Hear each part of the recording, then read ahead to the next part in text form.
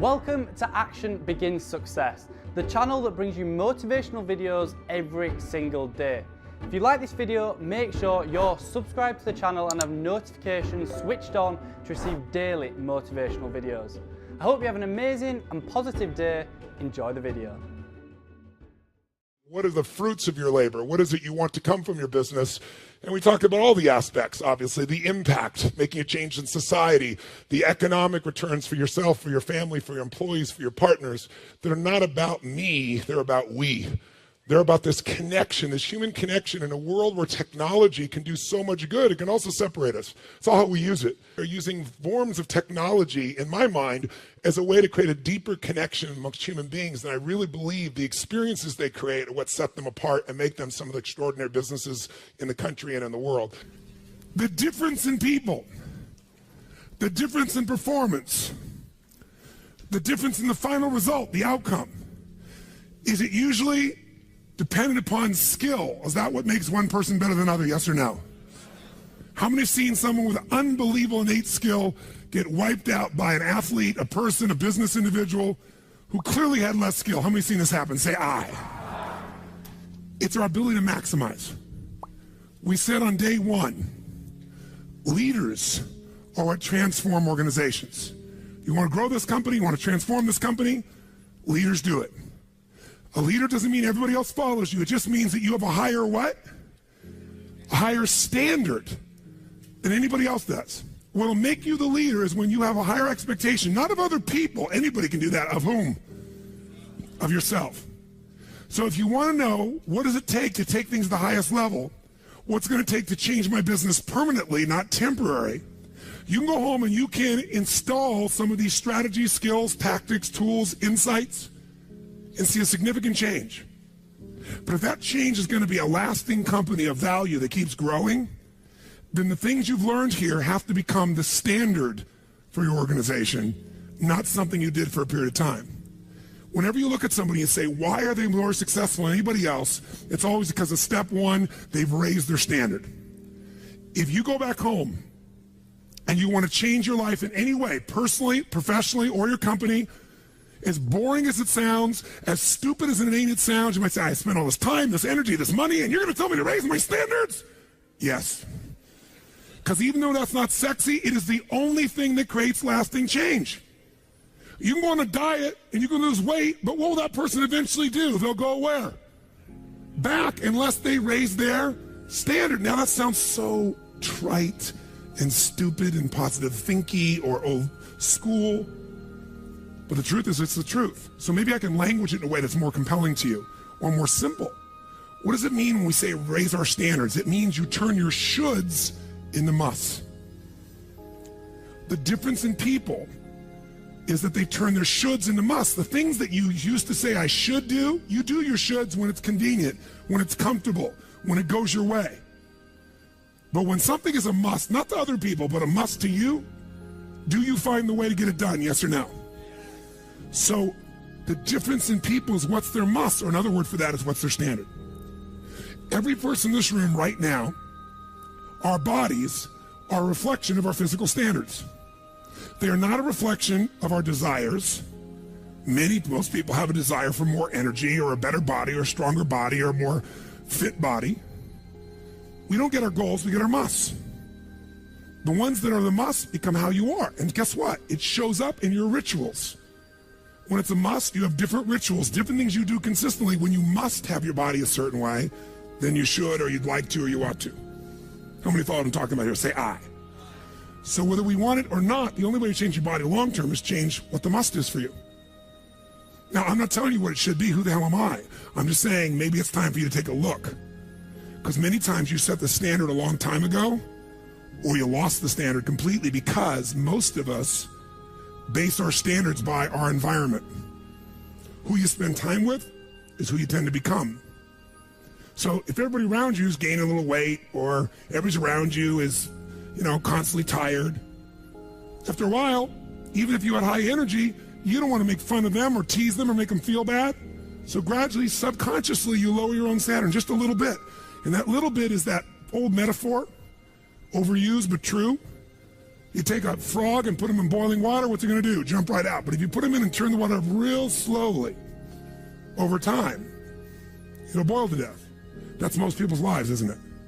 And it's usually because you haven't remembered the power of who you spend time with. Who you spend time with is who you become. So one of the things that's great about this 5 days is you found people from all over the world who are all absolutely committed to go day and night and day, literally, sometimes with food, sometimes without. But whose standard was, I am here to maximize who I am, what I'm about, what I'm going to take home, what I'm going to create. That raises your game. Remember, play against somebody you're better than, your skills are going to go down. Play against somebody better than you, just to stay on the court, the game has to go up. Want to change your life? Raise your standard. Want to raise your standard the most? Get around where it's better. Surround yourself with people playing the game much higher than you are. So just to be around them, your game has to rise. That's part of what we try to do. When we come into a company, we create that by raising the standard amongst them. Or you got to do it by yourself, but you got to do it. How many agree with me on this? Say I. And it starts with whom? It starts with us. So raise the standard. I remember when I met Michael Jordan for the first time, and it was while he was still with the Bulls. And I asked him, I got a chance to do some coaching, a bunch of people, and I think I introduced him because of this. And I said, Michael, I said, how is it you do this? I mean, you're the best that's ever lived at this stage. Got to ask the same question of Wayne Gretzky. And interesting, Wayne Gretzky, I had read someplace and he gave me the same answer. I asked him the same thing. You're not the fastest. You're not the strongest. You're not, you don't, how is it you're the great one when you're not the fastest, the strongest, the quickest? And he said, well, Tony, I appreciate the compliment, but he said, I think one of my advantages is most people skate to where the puck is and I skate to where the puck is going. The power of what? Anticipation. He knows the pattern. With Jordan, his standard was, I asked him, he said, Tony, everybody, I said, what makes you the best? Is it natural ability? Is it talent? Is it skill? Is it God-given? Is it strategy? What is it?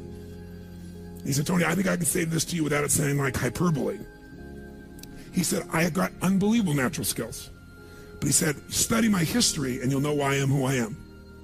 I did not make the high school varsity team when I was a sophomore in school. High school, I got cut. He said, I had a lot of natural talent, but the greatest gift of my life was a coach who said, you're not on the team. And I looked at him, I laughed at him. I said, you got to put me on the team. I'm the most talented guy out there. He said, no, you're not. He said, you have a lot of natural talent, but you have no heart, no absolute commitment, no real drive. You're not on my team. And it just crushed him. And finally he negotiated and he said, look, you want to be on my team next year?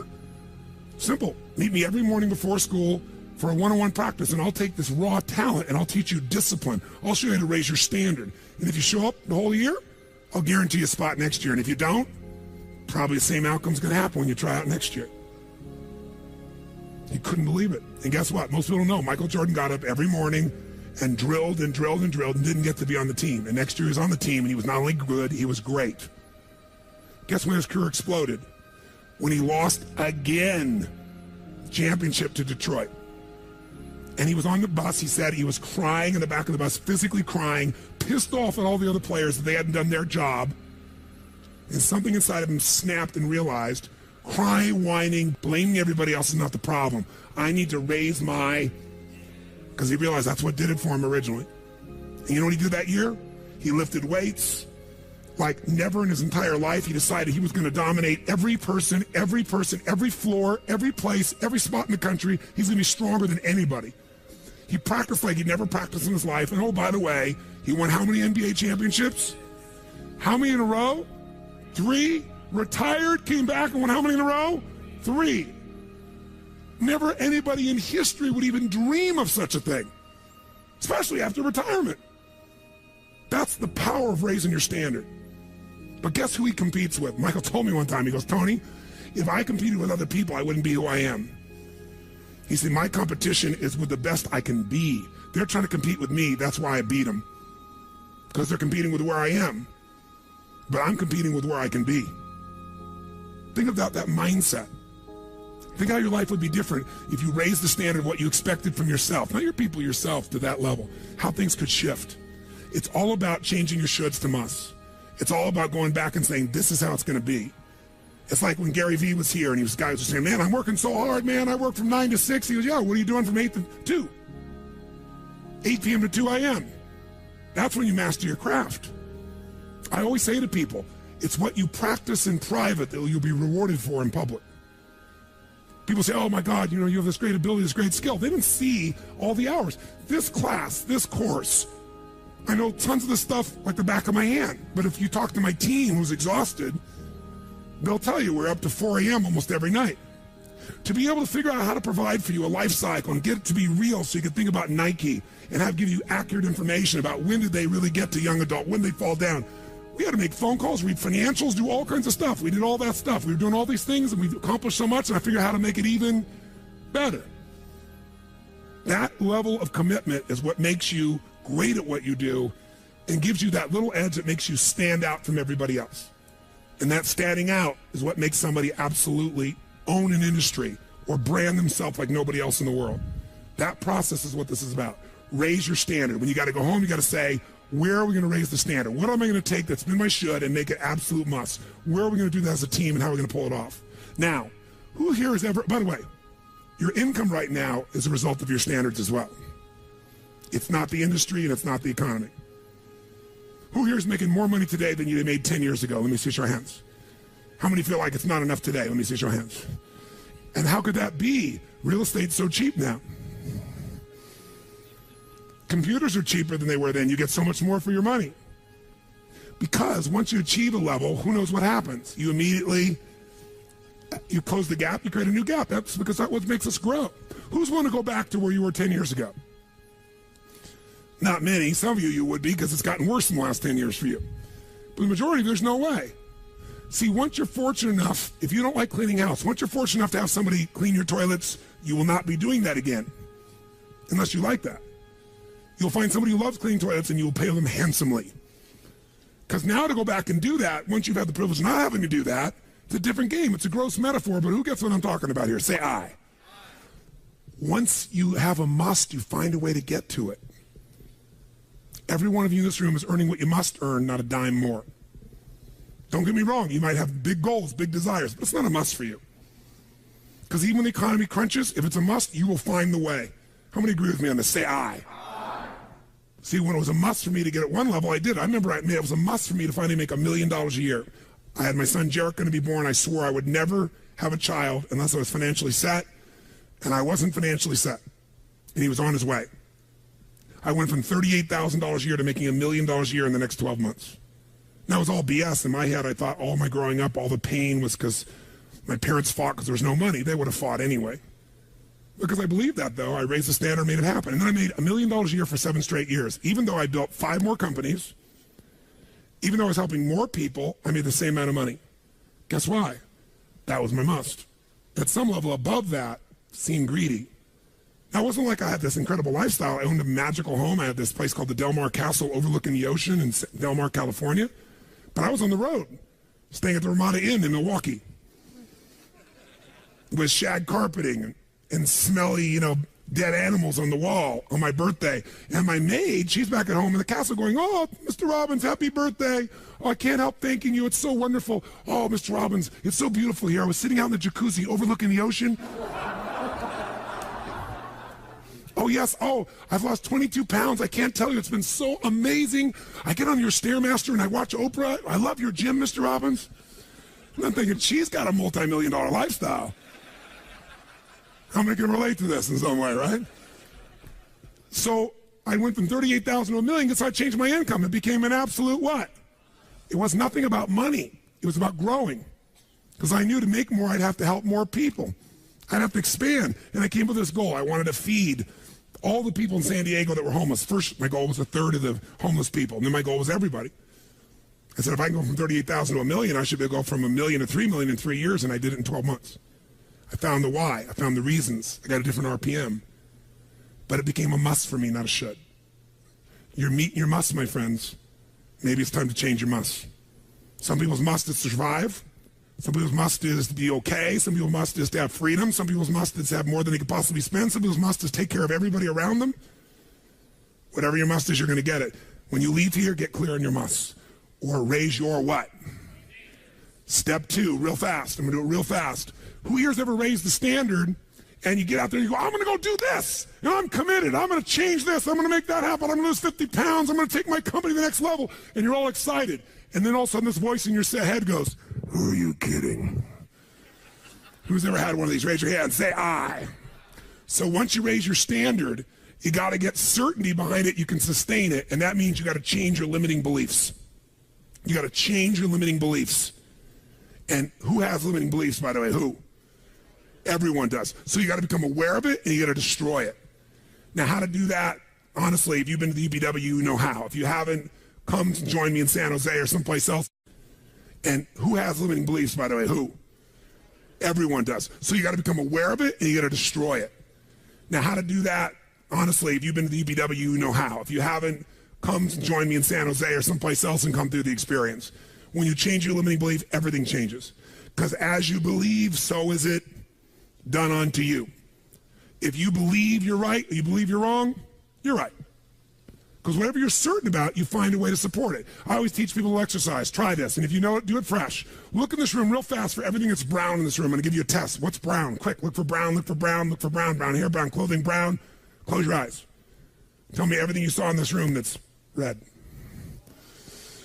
Raise your hand if you see more brown in your head than red and say I. Open your eyes. Now look for red. Look for red. Look for red. Look for red. Look for red. Look for red. Look everywhere for red. Look for red. Raise your hand if you found more red this time. Raise your hand. Say I. Why? Because you're looking for it. Because whatever you focus on, you'll find. In fact, you'll find stuff that's not there. How many saw beige, called it brown just to feel successful?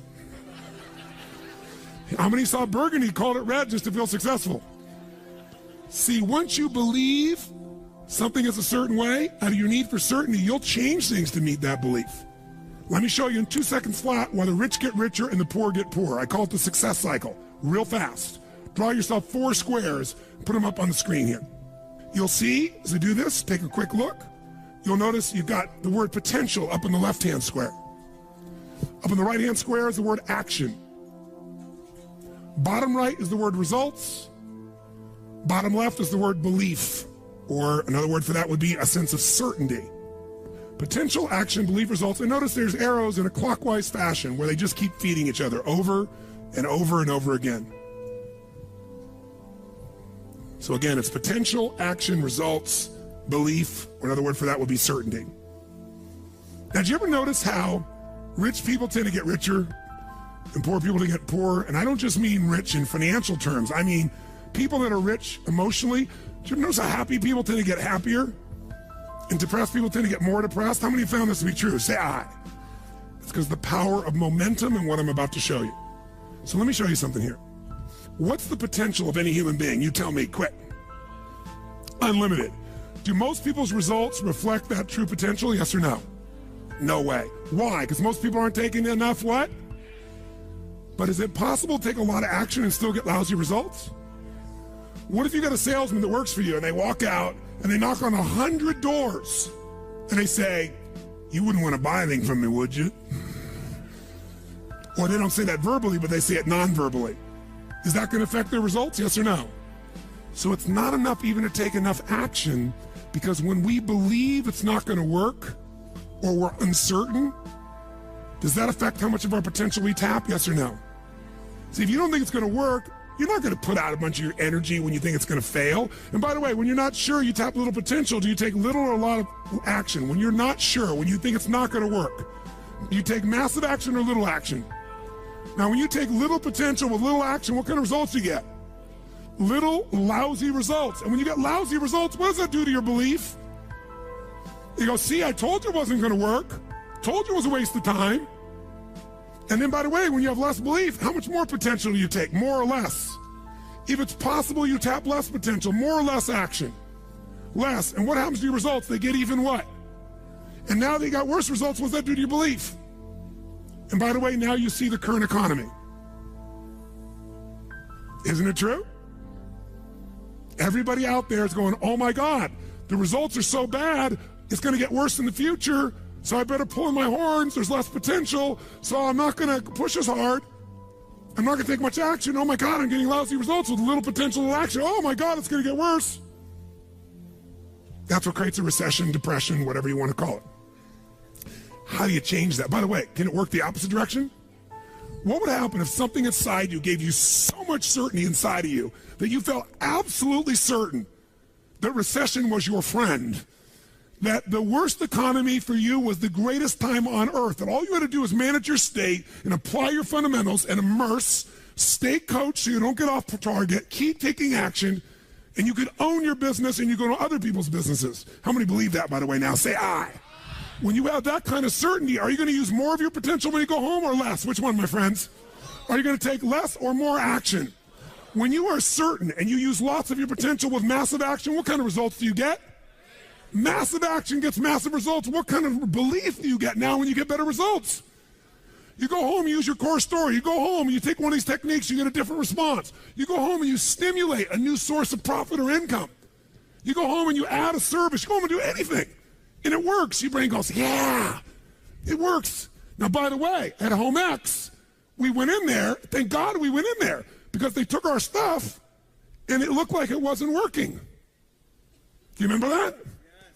Because some people there didn't want the change to happen. So we had to dig in and find it was working.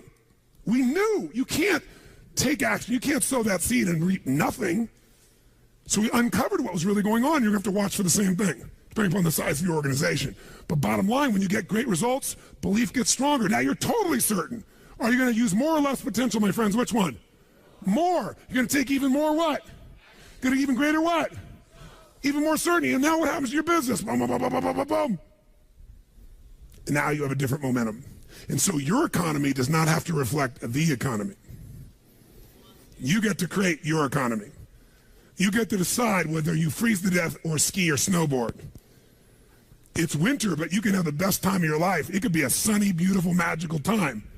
But what you got to do is you got to manage this process. In order to do it, you got to change your limiting beliefs. And this week has been about doing that by giving you so many tools and examples that you'd be immersed. But I promise you when you go home, all this is going to be tested. A, because all the stuff that's waiting for you after being gone for 5 days. B, all the people there you work with, their limiting beliefs, whether you have one employee or two because you're a army of one or two people, or whether you got 10,000. And so you have to be able to implement. This, by the way, is, I'm going to sell you, bring us in if we can help. Do you think we could help? Yes or no? Yes or no? Bring us in and we'll do it. Or get your team together and find a way to make sure this momentum goes in the right direction. Make sense? This is the must. If you have this high standard, but you don't really believe because the momentum's in the wrong direction, having the tools will be worthless. That's where certainty, that's where everything else we teach, that's what I do in my events, that's where you guys have been there before, that's what you got to bring to the table. What are the 5 keys for integrating this? Number 1, you got to go home and raise your what? Come on, guys, raise your what? Which means turn your shoulds into. Step number 2, you got to go out and change your limiting what? Find anything that's limited you and destroy it. What's the fastest way to destroy it? You can do it very quickly by producing the results in your mind over and over again. Or, why do you think I get people to walk on fire? Because they think it's impossible. When they walk in this fire, mentally you might say, oh, I can do it. But when they get in front of that fire and it's 2,000 degrees burning hot coals, it gets their full attention. And suddenly they have a state change. And when you get yourself in a state where you can storm through fire, it's not about fire walking. The state you're in to get yourself to walk across fire is the metaphor for anything that used to stop you, the fire of your life. And by the way, when you cross fire and you're on the other side doing something you once thought was difficult or impossible, it's that easy, your brain goes, what else can I do that I thought was impossible? It's unbelievable. It's not intellectual, it's emotional. Plus, after fire walking, cold calling is not a problem. You get the idea, ladies and gentlemen? All right? So what we're really talking about here is changing your beliefs. Now, here's the 3rd key. If you're going to get maximum results, you got to model what works. We brought you for 5 days and nights here, models of what works. Go back and get them. Now, here's where the challenge is. How many got tons to do in your normal list of things to do when you go home? How many got a lot to do? Say aye. How many have a lot of outcomes you got to go after? Say aye. How many have the same amount of time you had before? Say aye.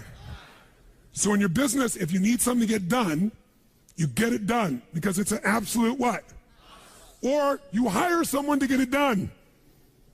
Hire us, hire someone else, get somebody inside. But are these things you're going home with musts or shoulds? Which one? Do whatever it takes. You say, I don't have the money. You don't have the money not to. Forget us. Hire somebody as an individual who knows what they're doing and put them in there. Leverage yourself. The only way you're going to get the game bigger is by taking a little bit of what, my friends? Risk, but that means get yourself some resources. Be resourceful enough to get the resources. What's great about this? What is this opening? What is this creating? What's possible? What have I not seen? This is going to make me see. What have I learned from this? What can I learn from this? What am I willing to do to still have it the way I want it? That's the fourth step. You intensify, and you innovate. And then there's the final fifth step. And that fifth step's really simple, my friends. And that is step up and give. Step up and give more than anyone else could possibly expect. The ultimate transformation happens when you stop trying to get and you start to give. Whenever you're at your best, you're giving. I remember so vividly driving in my car, my Volkswagen Bug, and I was struggling, and I was 19 years old. I was driving on a freeway in San Gabriel Valley, the 210 freeway, I'll never forget. And it's midnight, and I'm frustrated. I felt like I tried everything. I had these big hits, like the one you just saw, and nothing was going my way. And I was frustrated, and I kept thinking, how come I'm not getting what I want? And all of a sudden, it just hit me on the freeway. I pulled over the side. It was almost midnight. No cars really around. Grabbed my journal, and I wrote, and I still have the journal to this day from when I was 19 years old, full page, and I wrote, the secret to living is giving. And I realized why I wasn't doing well. Because I all focused about what I wasn't getting. I was not focused on what I was not giving. And the whole game changed. Thanks for watching this Tony Robbins motivational video. Down in the description below I've listed my top 3 Tony Robbins books, so make sure to check them out. It'd mean the absolute world to me if you could like this video, and if you have any questions or comments, drop them just below. If you want to see our most recent video, click here, or for a totally random video, click here. Once again, thanks for watching, and I'll see you in the next one.